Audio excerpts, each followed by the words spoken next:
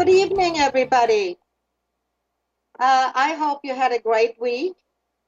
I did. Thank you for tuning in again.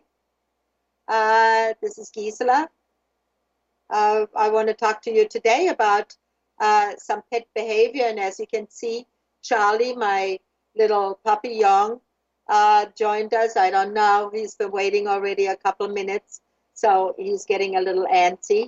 But TC here, who is my little poodle, who is there, and he is just hanging out here. He just says, "Hey, wherever you are, and as long as I can lie on your lap, and I'm going to be cool, and I'm going to let Charlie down because he is a little antsy, but TC is really very happy just wherever I am, even if it is a little more uncomfortable, and we know that is the case with a lot of animals that we have. And that's what we're going to talk about tonight.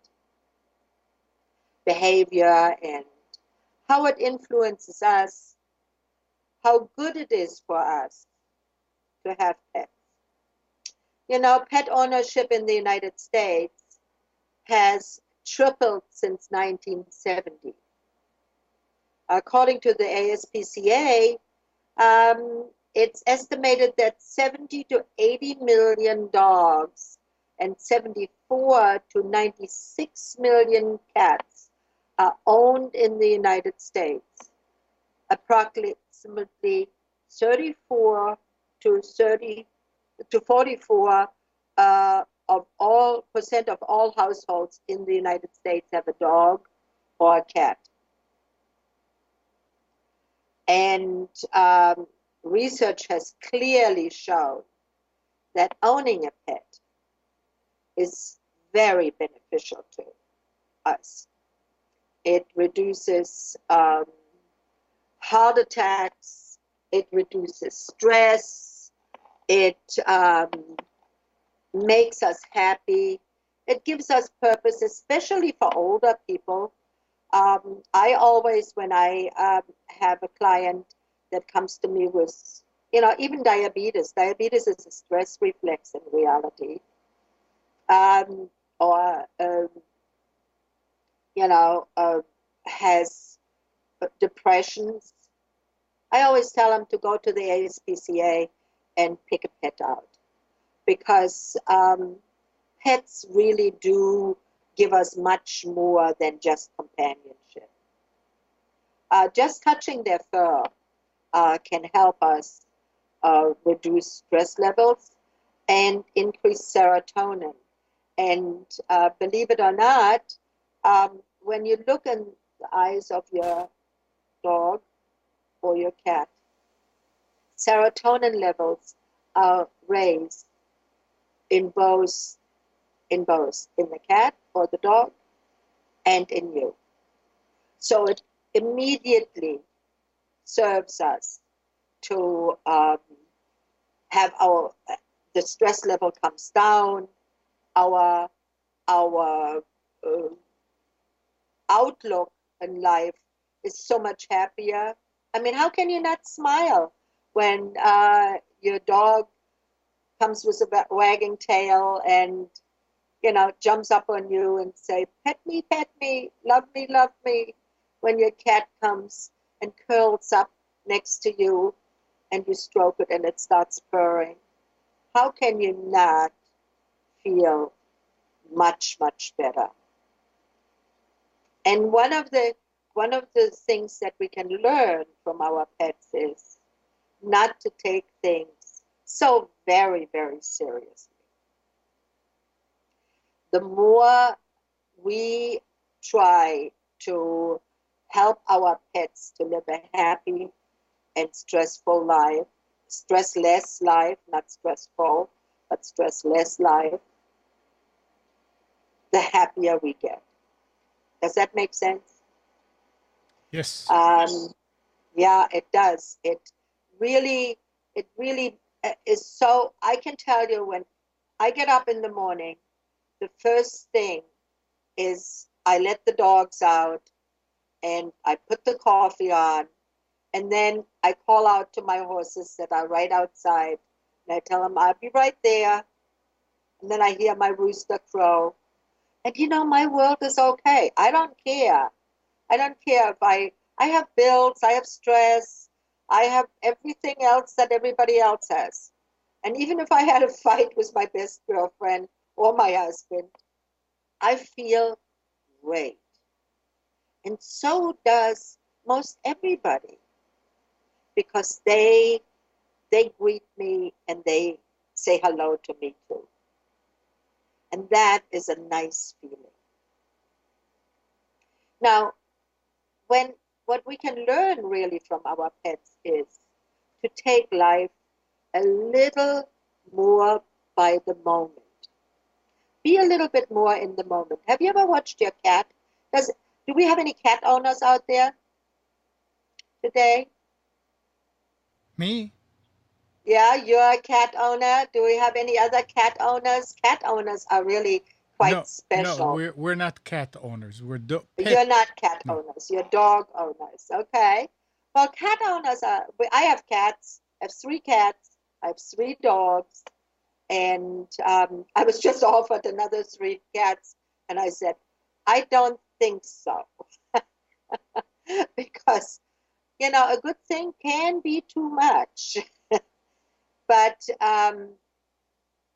when our cats, when you watch your cat, is we take vitamin D3 because we are afraid to go into the sun and to soak up sun, because that is one thing that we do need for our bones. Because without vitamin D, we are susceptible to cancer. We are susceptible to osteoporosis. We're susceptible to heart disease. Vitamin D is a super, super important vitamin. And I urge everybody to take vitamin D3 unless you can be out in the sun. Now, if you're a very light skinned person, that may not be so advisable. However, if you are behind a glass, you might be able to tolerate it and you still have the benefits of the light. Also, have you noticed that in the wintertime, when the light is a little, when the days are a little bit more dark, um, many people get depressions. I do. I hate dark days. That's one of the reasons why I left Germany, because we had in the wintertime so many dark days. But coming back to your cat, what does your cat do? Sun shines, she will lie in the window, and she will just lie there and purr. That my little dogs, they go in sunbathes, especially in the fall when summer starts winding down and the sun is not quite so hot anymore. They go out in the yard and they lie in the sun. My horses stand in the sun. They warm up in the morning and have the nice sun. And they are in the moment. That's the point. They are in the moment. And they just enjoy that. They don't worry about, oh, well, I have to rush here and I have to rush there and I have to do this and I have to do that. Yes, all of these things we do have to do. But we have to learn to live every moment and not just the moments in between. Also, your dogs and your cats, they will come very frequently. You sit down, well, in our house it is so, you can't really sit down without having some kind of animal on your lap. Um, always somebody is trying to get on the lap. But if that lap is occupied, they will go and cuddle up next to me or on my feet, but close. And why do they do that? I didn't call them, because their serotonin, it releases oxytocin in the brain. And that is a happiness hormone. Same kind of hormone that you get when you had a very nice hug or a sexual encounter. Oxytocin is released. And oxytocin is the lifeblood for us. If we do not release that, if we don't have any oxytocin in our blood, that our brain releases, then we will get sick. Our stress will go through the roof. So dogs and cats do that because that's what they need also. They need their stress level to be reduced. Now, sometimes they just want to come for a cuddle. And have you noticed that when you cuddle your animal, how all of a sudden you start feeling better? Well, that's the same thing we should do with our partners or with our friends. I know when I see my girlfriends or so on, I give them a real hug, not just a peck on the cheek or a little, you know, whoo. No, I give them a real hug to make them know that I really care for them. I hug my husband in the morning to, uh, to make him understand that I really like waking up in the morning with him. And I'm appreciative that he's around. We should do that. We learn from our animals. Our animals should teach us that and can teach us that. They don't have malice. I remember the first show that we had one lady saying, well, I think my cat poops outside of the box because I think she doesn't like me or she gets PO'd at me. Well, cats sometimes do. And that's really only cats. Dogs don't really do that. They are more so, okay, they either are totally housebroken, then they will hold it forever, and then they often get sick if you leave them too long alone and not with a way of going out. But the little dogs, like I have them, they have little accidents in the house. Not number two, but number one. And they piddle around once in a while, and especially males. They mark their territories because I have 3 males. And they lift their leg on the couch or on the thank God I have hardwood floors, so it's easily mopped up. And they just, hey, this is mine, it's my territory. This is where I am. Male animals do that. Female animals, especially dogs, if they do piddle in the house, it is usually because they just haven't been trained well, or sometimes it's the breed. The small animals, it's usually. The larger animals, I hear that seldom that they will not contain, and they will mess in the house. Very seldom. The smaller dogs usually have that. Anybody have that problem out there? Do you have anybody has a small dog that has little accidents around the house? We actually have That is usually not because they hate you or they want to do that. It is usually because they just can't contain it. Their bladders are very small, and if you leave them alone for several hours, they can't hold it that long. Cats can be a little bit more cunning, I would like to say. They are they figure you out right away. They know if you're a cat person or a dog or you don't like them. And you know what I find really interesting? Well, we have one friend who really doesn't like cats. But our one cat that really doesn't like other people, goes to this man every time. Every time this man comes over, she tries to cuddle with him. And by now, he's come so many times, he lets her. I think she just decided, I'm going to educate this person to become a cat person. So I thought that was very, very funny when I saw that behavior. Um, and also playing. Have you noticed that your animals will love to play? Well, playtime also releases oxytocin and reduces the stress hormone. And we don't play really. I mean, there are very few adults that really play, that run around and uh, play and really laugh hard.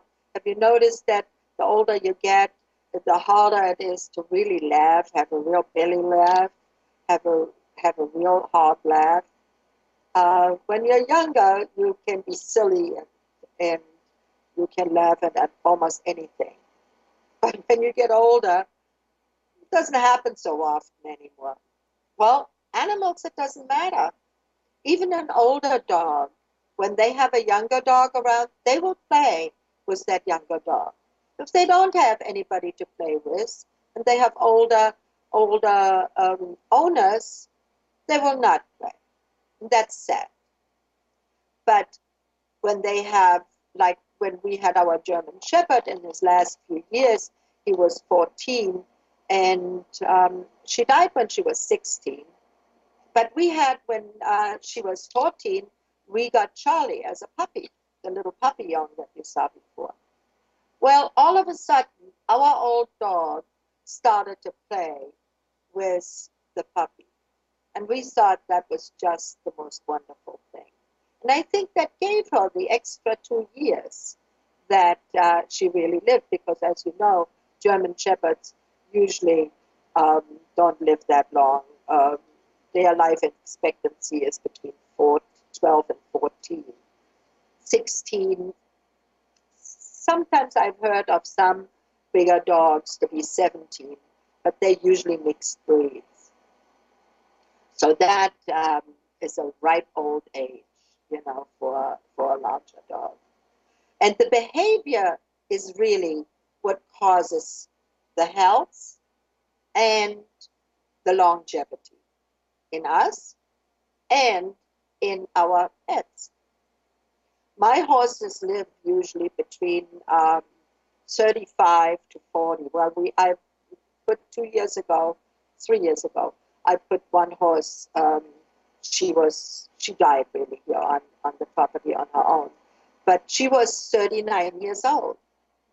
And usually horses um, live to be around 20, 25, some close to 30, but very seldom that old. Why do they live this long here? It's because they have all the things that they need. They have playtime, they live in the moment, they have exceptionally good food, they have um, natural health care, which I can't stress enough, that is a very, very important aspect of longevity. And they um, they feel good. They feel good until the last. I always provide some play, some entertainment for them, that I, even my old horses, if I don't ride them, I take them out and play with them. I take them for walks. I brush them. I play with them in the ring where we play catch. I run after the horse runs after me. I do the same thing with my dogs. And that is beneficial for both of us, not just for the animal. And I want everybody to keep that in mind with their animals, that we have them to for the reasons that I mentioned, to help each other, to be companions, to help each other. Now, the behavior is also, I have heard of so many animals that are very unlikely friends, so to speak. Um, I mean, we have 3 cats, like I said, and I have my chickens running free. Well, my chickens learn very fast that they are not allowed to run after the cats, and the cats have learned very quickly not to run after the chickens, because I would watch them and I would say, no, you can't. I would get in between. And they learn that. It's a learned behavior. I believe that dogs, cats, horses have the learning ability of about a 2-year-old. And they're finding out that that is really so now. They have done brain scans that have proven that, and that show it. They are doing extensive studies now on dogs and cats about their behavior, of how they learn. I don't know if you've heard about that smartest collie that knows about 2,000 words. Well, I know of my pets, and you know, I mean, we could have told them that, right? Everybody who's a pet owner knows their dogs and their cats know words. All of my animals know the word no. All of my animals know the word outside. They know of their favorite toy. They have a favorite toy, and I name it, and then they go get it. So I know that, but now they're proving it. Science is now proving that animals can do that. They can learn like this. And that is a fabulous thing. That is just an absolute fabulous thing. Don't you think so? Um,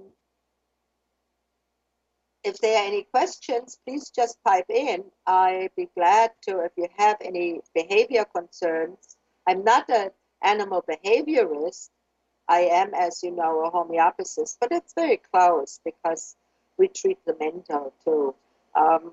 This one horse that I have, I adopted her, and she was so stressed out. She had 6 owners, and you couldn't even get near her.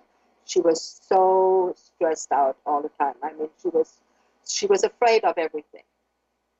And now, after a few years, I didn't want to put my life in danger, so I didn't ride her. But I did do a lot of things with her. I took walks with her. I taught her to stand still with a farrier, which we still have a little problem with, but she's getting a lot better. And I've treated her with homeopathy. There's a homeopathy remedy that treats for fear of touch, and she really had a fear of touch. You couldn't really touch her. You couldn't touch her legs. You couldn't touch her under the belly. If you wanted to touch her ears, she would shy. And now it is like a horse that is a different horse. Like I changed the horse for another one, the perfect one that I wanted. And all because she has learned to trust, and the remedies have helped her to get over that fear.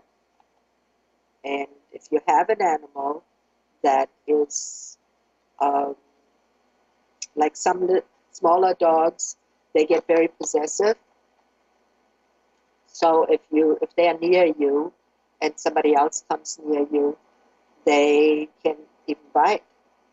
I mean, we know, I don't know if any of you watches Cesar Millan.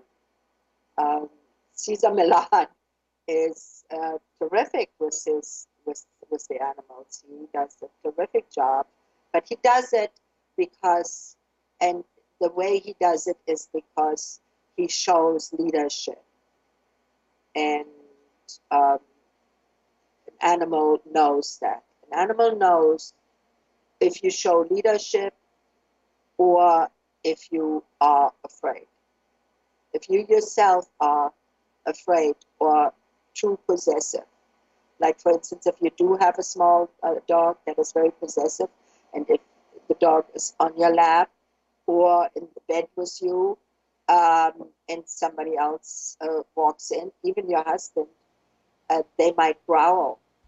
If you don't show leadership and reprimand your pet right away for that, right away, the first time it does that. Gisela, Yeah? there's a question. What causes some Yeah. dogs to eat lots of grass? Oh, you know what? That is an excellent question, because a lot of them do that. Does the dog do that all the time, or just in certain times of the year?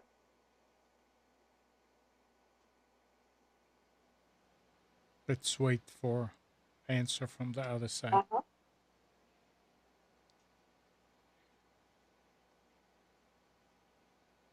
Because sometimes, if it's just certain times of the year,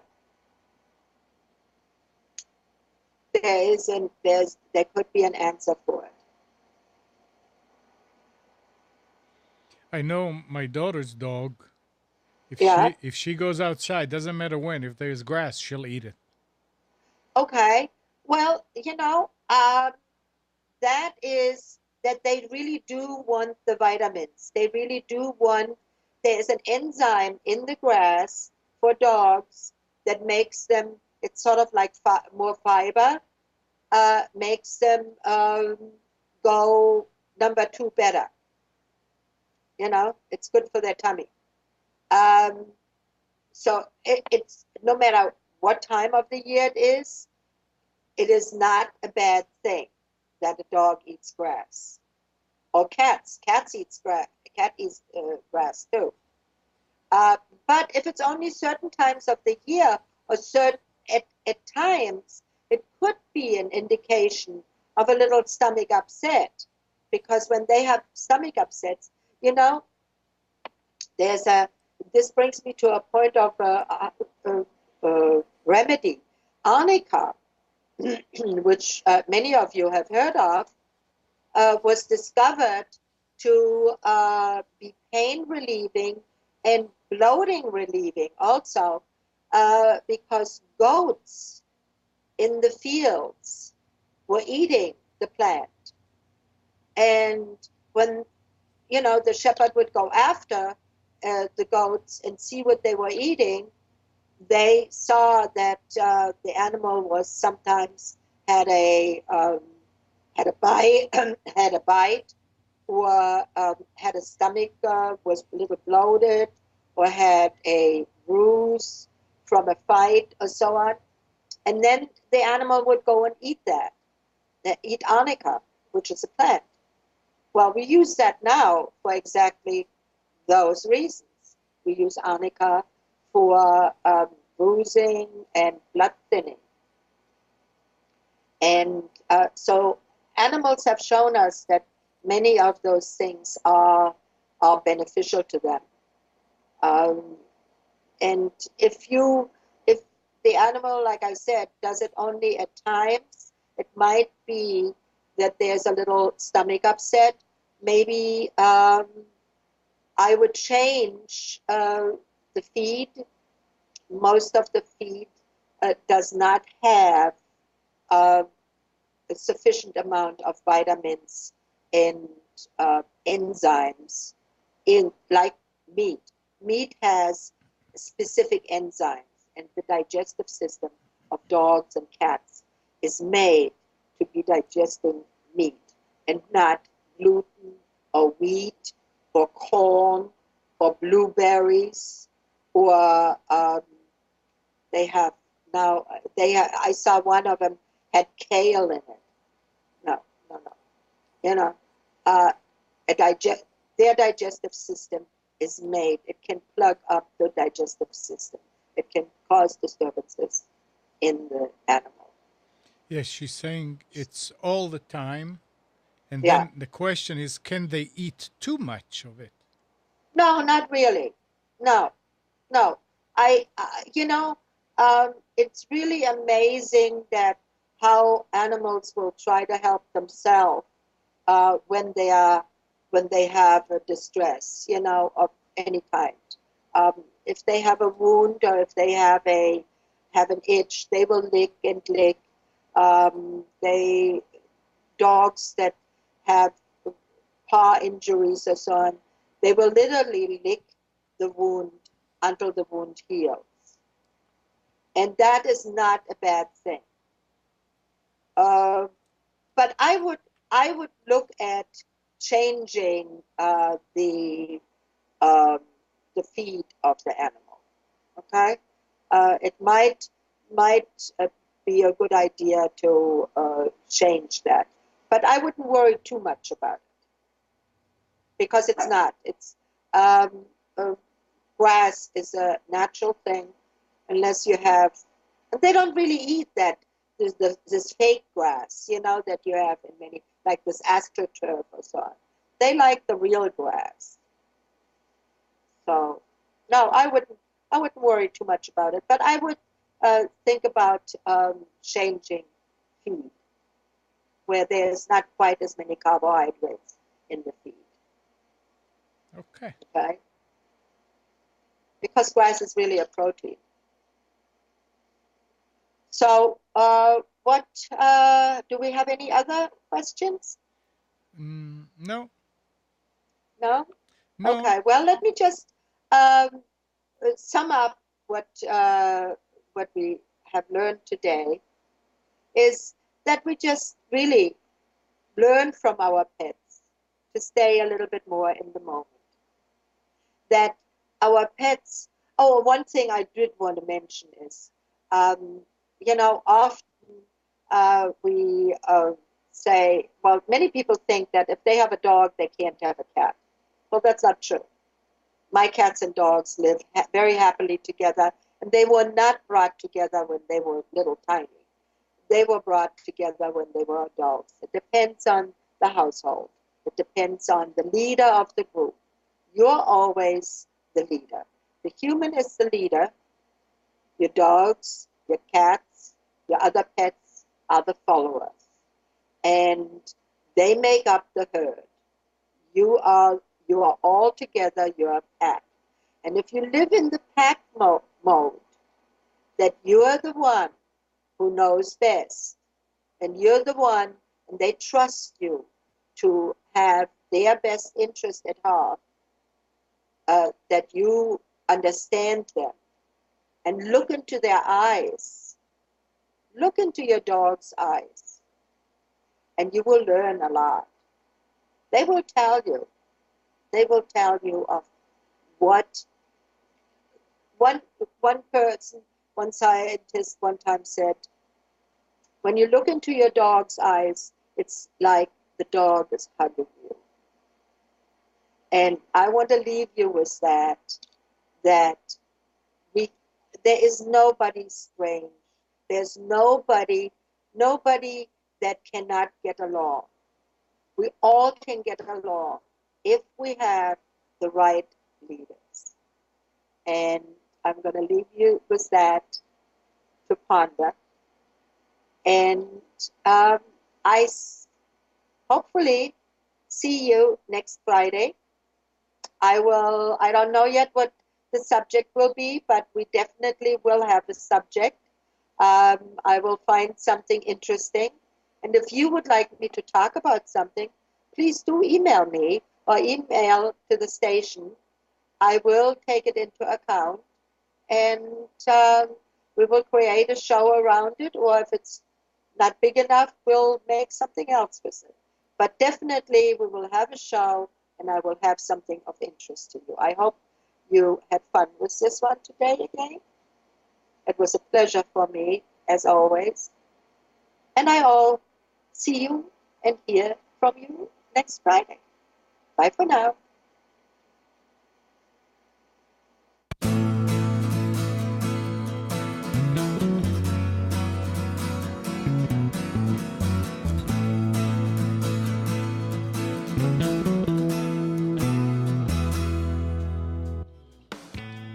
tuned to the Nissan Communications Network. Our weekly lineup of call-in programs includes Computers 2K Now with Amnon Nissan, Health In with Debbie Bruck, Breaking Free with Marilyn Shannon, Lessons of Vietnam with NCVVI members, The Tanya Love Show, Your Healthy Pet with Gisela DiCarlo. And if you tuned in too late, you can always watch each program in its entirety or download an MP3 audio file of it at www.nissancommunications.com. Sponsored by Atomus.com, makers of quality video recorders and converters for professionals, CarolinaApparel.com, and DeltaForce.net.